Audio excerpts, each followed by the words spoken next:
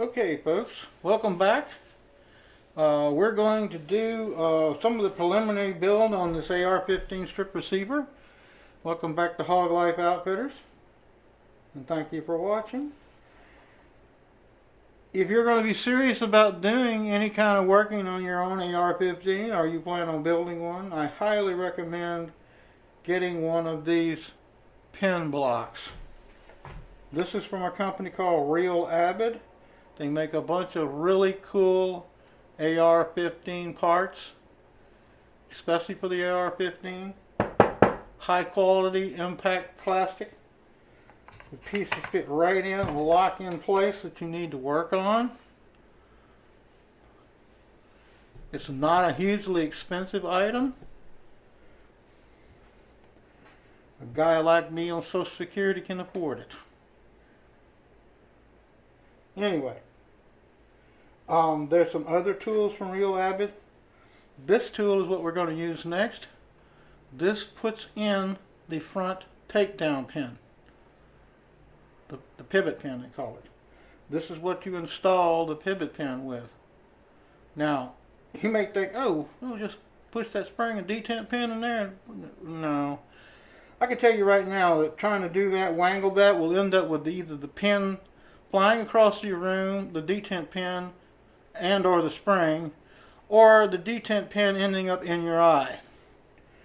Because it will launch out of there like a bullet, literally, if you screw around, because that's how much tension is on that little spring.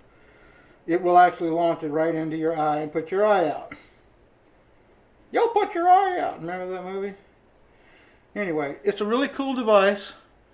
The guys at Avid, you know, deserve all the whatever kudos they can get and money they can get for coming up with this. There are other devices out there, but this is probably one of the coolest ones I saw.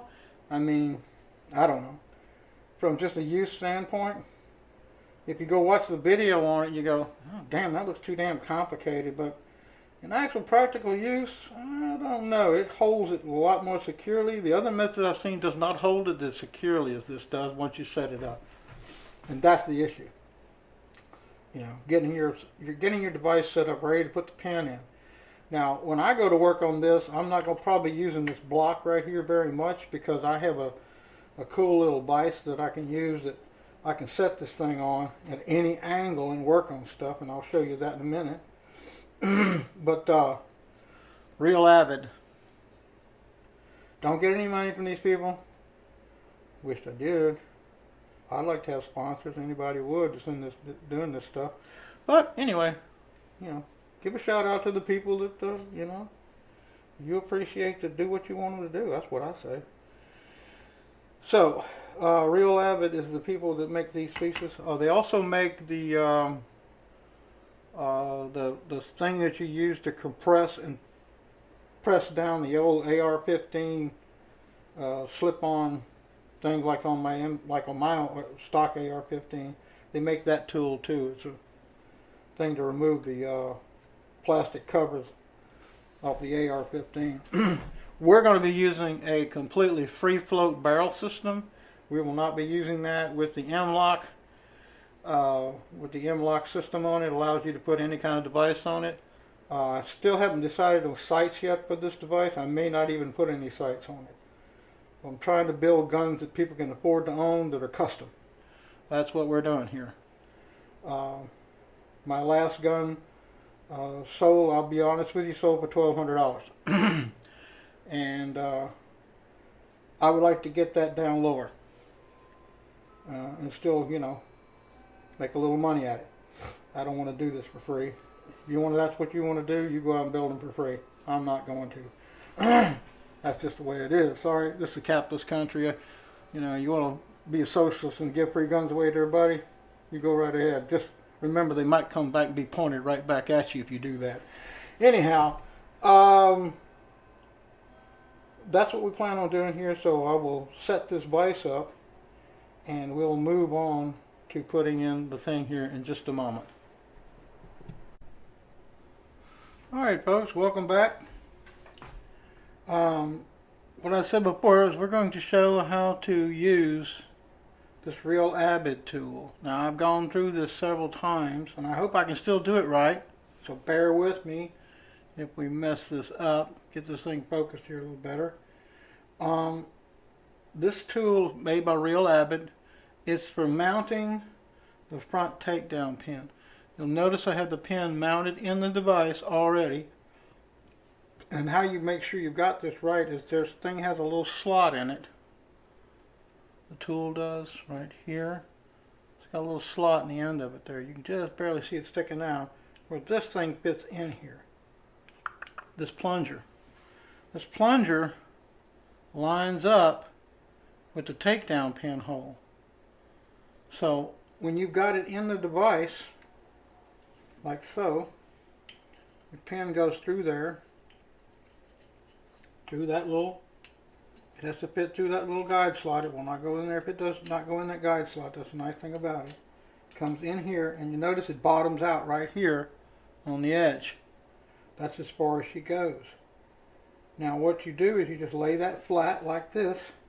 You've got your pin already mounted, ready to go, which is important that you mount that properly like I showed.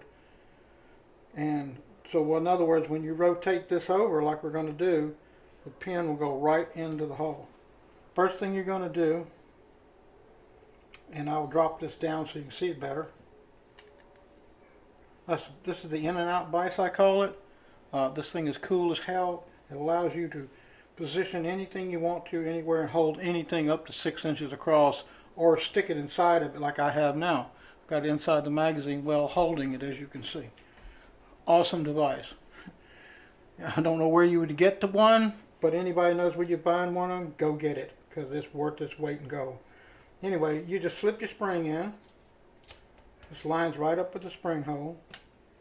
Take the little plunger, kind of just help it down in there. Then you've got the actual detent pin, which is tiny. Look, you don't drop this on the floor. You do, forget it. You better have a whole supply of these, by the way. If you're going to be a gun builder, you better just go buy a bag of these. You fumble fingers like me, you'll be dropping them. Then you load this into there just like loading a muzzle loader. Load her into it. You take this plunger that comes with it, push it in, and you get it all the way down, and then you rotate this flap up like this. Okay? Now you have pushed the pin back and the detent pin and the spring back so that you now have room for the takedown pin to go through. You pull the plunger out, you wiggle the pin through there gently like so, and you heard it click in just now, right? There it is. And there is your takedown pin loaded, ready to go. Now folks, if somebody's got something easier than that, bring it on. Real Avid's done it pretty good. You saw how slick and easy that was? Preloading the pin is the key to this. Preloading that pin in this tool is the key to doing this properly. And I can't stress that enough. Getting it loaded in there just right. Once you do that, it's like greased butter. So now you have seen the front takedown pin installed in an AR-15. If you've ever wondered how that's done, there she is. This is an ARMASPEC. Shout out to ARMASPEC. This is the ARMASPEC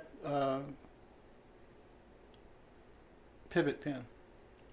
This is the pivot pin, they call it. That's the installation of the pivot pin for an AR-15. Coming up next, we're going to install the trigger group and the bolt release and the magazine release. I'm waiting for the magazine release button to be coming in. As soon as that does, we will put that in. I think the next thing we're going to go ahead and do is just drop in the drop-in trigger group. I highly recommend that anybody who wants to build an AR-15, do not mess around with the standard mil-spec parts. Get a drop-in trigger. Save yourself some grief. Trust me, It's well worth the money. The trigger pulls are awesome out there. I mean, awesome. I can't describe it any better than that. So drop-in triggers is the key for custom bills. Mil-spec parts are cool for manufacturers. Custom gun builders, no. Forget it. They're sloppy. You can't ever make them, no, just forget it. Just go with the custom gun and be done with it. Spend the money. You can spend up to $300 on them. You can spend $99 on them. Depends on what kind of trigger group you want. They're out there. Looking to just go do searches on them. CNC is a real good one here in Texas. I use them a lot. I'm currently using Delta Team Tacticals skeletonized. Here it is. This is what we'll be doing next. In fact, I'll just bring it out now. We'll be installing this next. Now you tell me that's not badass.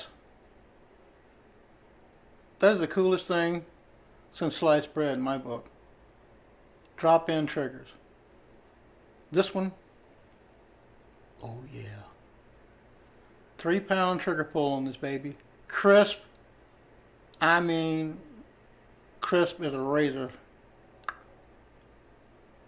Awesome. We will be installing that next. See you then.